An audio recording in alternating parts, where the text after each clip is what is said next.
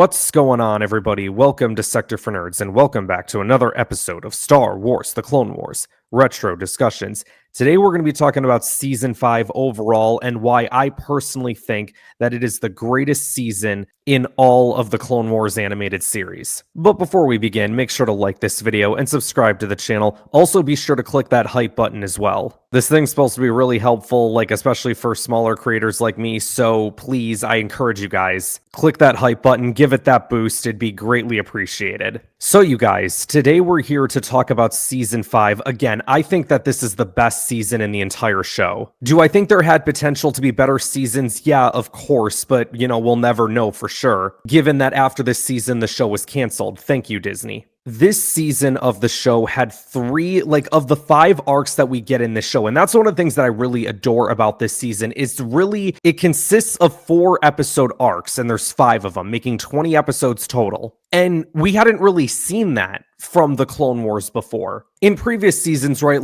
you'd have some arcs, scattered here and there, you'd have some standalone episodes, and a lot of the times the arcs were only 2 or 3 episodes long, right? You'd have maybe some exceptions, like the Battle of Geonosis, the Rako Hardeen arc, but to have an entire season where you have all of these 4 episode arcs, starts and finishes, it was incredible. You start out with this really, really good arc in the Onderon arc, which is one of my favorite arcs in this entire show. It's one of the 3 arcs in this that I say I really enjoy about this season. It starts out where, the Jedi are training these rebels, and we get to meet these new characters, right? In Saw Gerrera, Stila Gerrera. This was the debut of Saw Gerrera before Saw Gerrera became this big thing in the Disney era of Star Wars storytelling.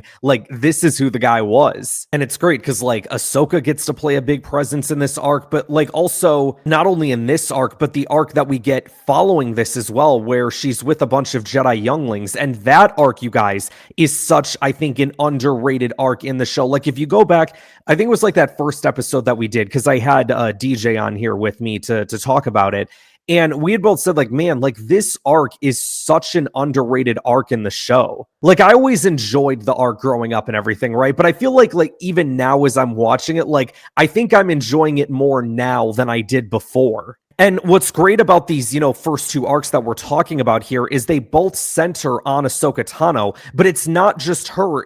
We're introducing other new characters as well to get invested in and to give some of the spotlight to. Well, I do think that the Clone Wars is mainly Ahsoka's show. It is a story about other characters as well. Characters like Anakin Skywalker, Obi-Wan Kenobi, Captain Rex, Asajj Ventress, Darth Maul. This show, I think, better than a lot of projects that we see out there from Star Wars, especially nowadays, did such a great job in establishing all their characters. And I know some people make the argument of oh, well, half of them were already in the movies and stuff. But what I think this show did so well is not only did it take the characters that were in the movies and portray them, but I think in some ways they did it better. What's the criticism about Anakin Skywalker in the prequels, right? He's just this whiny kid. This show presents a whole new side to Anakin's character, showing him being this general during war times, right? But yeah, going back to what I was saying earlier, right? It's great because Ahsoka in these first 2 arcs,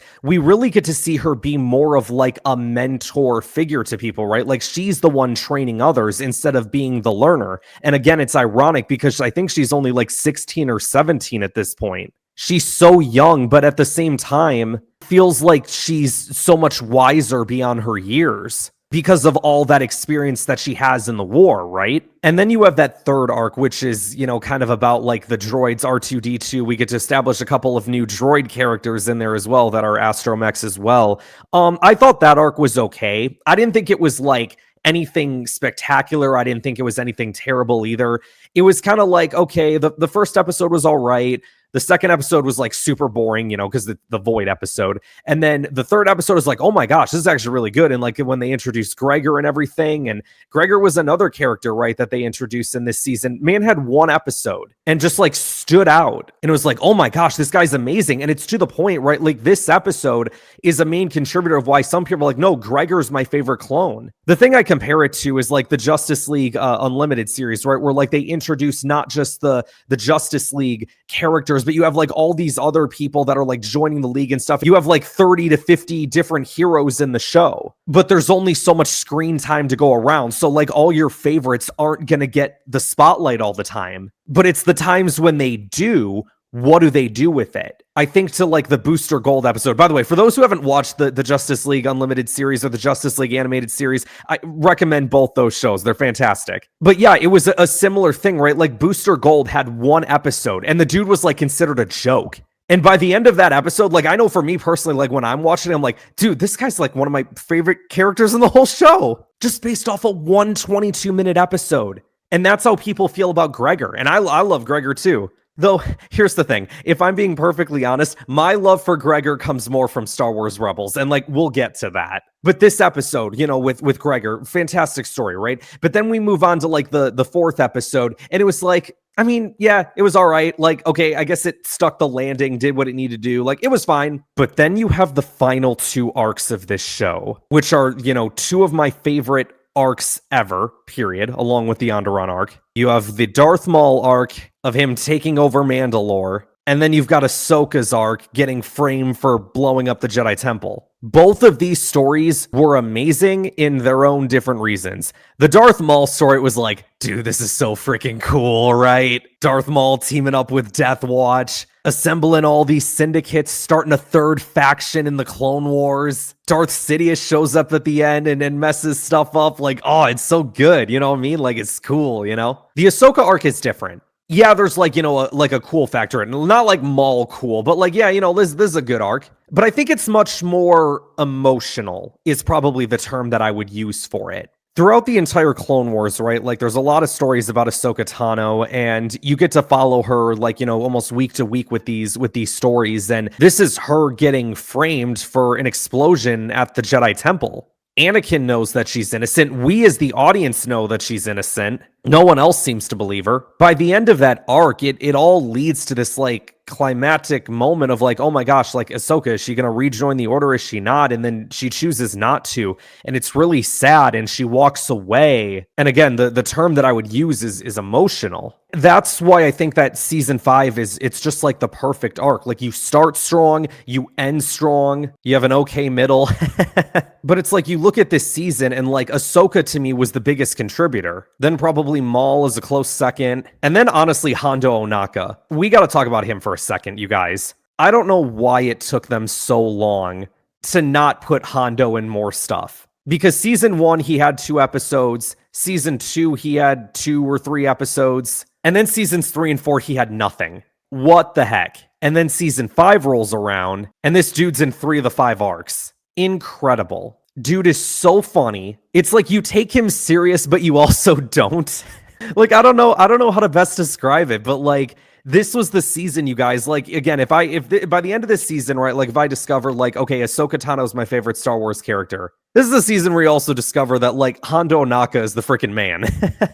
I smell profit. Yeah, so again, if I have to like sum up like why all the reasons why I love this season so much, right? It's like 3 fantastic arcs, 1 really underrated arc, and a bunch of great characters to invest in, right? Like whether it be the Onderon Rebels, whether it be the Jedi Younglings, even Maul. Like again, I like found myself like as that arc was going on, like I was kind of rooting for him. Up until the point he killed Pre Vizsla, and then I kind of came to my senses a little bit and was like, oh no, hold on, no, actually this is kind of wrong. Like I don't think Maul should be running Mandalore here. This is like Scar taking over Pride Rock. That's what this is. But Maul was like that one character that I was like, dude, I get it now. Like I don't know, I didn't understand at first why they brought him back, and I was kind of like, okay, whatever. And then this started happening. I was like, okay, hold on, I think I get it now. I'm all in. Every time that I do a walkthrough of the Clone Wars and I'm watching through the episodes, like every time I get to season 5, I get so excited. Makes me so happy. But then what didn't make me happy is when season 5 ended and I find out, oh, Clone Wars is canceled. And I spoke a little bit in depth about it last week. And don't worry, I'm not going to get like too emotional or anything like that like I did last week. But I talked about Ahsoka, how much like that character meant to me. But really, the thing that disappoints me, apart from just Ahsoka's story not being told further post season 5, was like Maul's story wasn't going to get told either, or Asajj Ventress, or the Death Watch, or like any of the characters, Hondo, any of these characters that like I had this level of investment in. And it felt like season 5 really felt like a point to me where it was like, oh my gosh, like this is so good. Like, I don't know how it can get any better than this, but I feel like at the same time it probably could.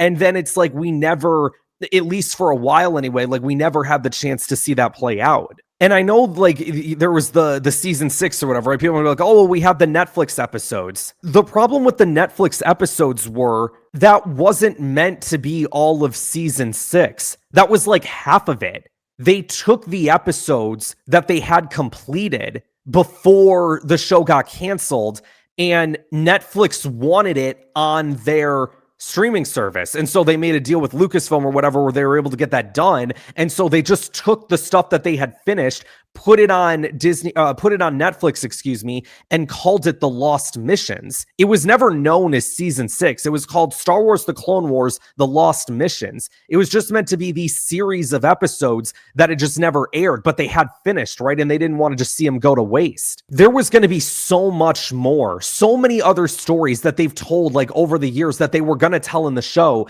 And it just, we never got to see it play out on screen. And that's the thing that will always disappoint me. We're going to get into it, you guys, like in 2 weeks' time when we start Star Wars: The Clone Wars Season 6, as they call it Season 6. I'm going to put that in quotations there. Season 6 is my least favorite season of the show. And we're going to go from me being on this high of highs and me being super excited and super happy about, the show that I love.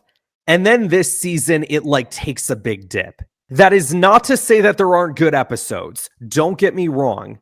But as an overall season, not great. Only 13 episodes. I can honestly make the argument that half of them I don't really care for as much. And there was really only one arc in that show that I would say that I really enjoyed, and that I would honestly put in like my top 10 favorite arcs in the show. But we'll definitely get into that. You guys want to hear my reactions, my thoughts? You got to stay tuned, because again, in 2 weeks' time, next week, we're not going to have an episode. There's going to be an off week. But in 2 weeks' time, we are going to start Star Wars: The Clone Wars Season 6. And we will begin with Episode 1, The Unknown. Thank you guys so much for watching this video. Like this video, subscribe to the channel, share this video with others to help support the channel, and I will see you guys next time. Kill the Jedi.